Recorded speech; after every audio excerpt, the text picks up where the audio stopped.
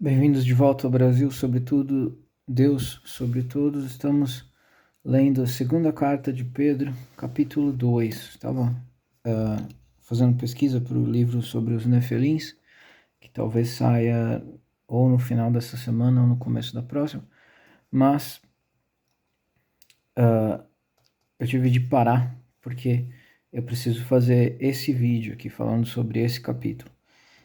Houve falsos profetas entre o povo, diz o apóstolo. Assim também haverão falsos mestres que introduzirão heresias condenáveis, até mesmo negando o Senhor que os comprou, trazendo sobre si repentina destruição. Está marcado aqui que a gente vai ter que voltar, que essa parte é relevante, mas eu vou primeiro para a parte que me foi considerado necessário fazer o vídeo por causa dela. Muitos seguirão suas maneiras perniciosas, pelas quais o caminho da verdade será blasfemado. Através da cobiça, com eles, falsas palavras farão mercadorias de você. Então está se dirigindo a você, cristão, você fiel em Cristo, sobre os quais o julgamento não tardará. Também é relevante o que temos que falar. Sua perdição não adormece, porque se Deus não poupou os anjos que pecaram, eu estava interessado nesse trecho aqui, porque eu estou escrevendo um livro sobre os Nefelins, mas não é disso que vamos falar. Mas lançou-os no inferno, entregou a cadeias na escuridão, ficando reservados para o dia do julgamento, Não poupou o mundo antigo, salvou Noé, a oitava pessoa, oitava geração, pregador da justiça, trazendo o dilúvio sobre o mundo dos ímpios. Estamos chegando no trecho que interessa. Transformando as cidades de Sodoma e Gomorra em cinza, condenou-os com a destruição, tornando-os um exemplo para que posteriormente viessem como ímpios. Livrou justo Ló, enfadado do comportamento imundo dos homens ímpios. Aqui está o trecho que eu preciso ler para os senhores e para as senhoras. Porque esse homem justo habitou entre eles, afligia dia a dia sua alma justa, ao ver as suas obras injustas. E daí termina aqui: o Senhor sabe como livrar da tentação os piedosos e reserva os injustos para o dia do julgamento, para serem punidos. Então, é esse trecho aqui que interessa para os senhores, é esse trecho que eu preciso falar para os senhores. Vai haver a necessidade, nós que estamos vivendo nesse mundo, temos que trabalhar, temos vizinhos, temos pessoas à nossa volta, parentes, etc. Há a necessidade de que nós vamos conviver com coisas que não são do nosso interesse, principalmente espiritual. Pessoas que acreditam em coisas que não têm nada a ver com Jesus Cristo. Acreditam, inclusive, em coisas que negam o Senhor Jesus. Sobre si eles trazem repentina destruição. Porque, senhores, se existe reencarnação, Cristo morreu em vão. Porque ele morreu para nos salvar do inferno. E se ninguém vai ao inferno, Cristo morreu em vão. E Cristo não morreu em vão. Se Cristo não criou o universo e é só um espírito elevado, Cristo se torna mentiroso, porque ele disse reiteradamente que criou o universo, que todas as coisas são sobre ele. A Bíblia afirma reiteradamente que no princípio era o verbo era Deus e o verbo estava com Deus. Por ele tudo se fez, sem ele nada se fez, e o verbo fez-se carne. O verbo é Jesus Cristo. Jesus Cristo é Deus e Jesus Cristo está com Deus. Jesus Cristo não é um espírito elevado, não é a entidade que os espíritas kardecistas chamam de Emmanuel. Eu não sei o que é aquela entidade, na verdade eu sei o que ela é.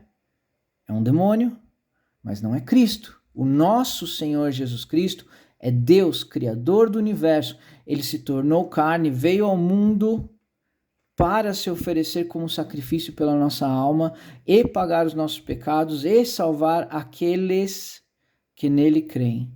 Esse é o nosso Jesus, não é um espírito elevado, ele não invade o corpo de ninguém para falar por mediunidade ou psicografar, nada disso. Isso são demônios que fazem. Essa é a verdade.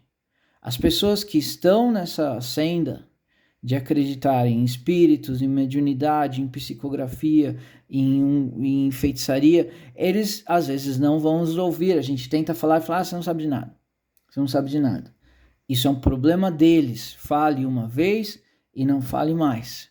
Ore por eles e é isso.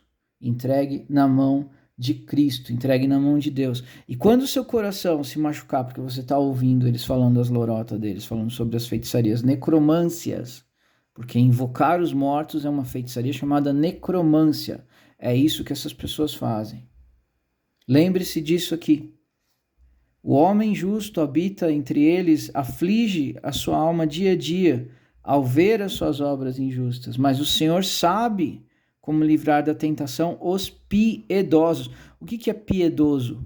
É o cidadão que crê em Cristo, que crê em Deus. E reserva os injustos para o dia do julgamento para serem punidos.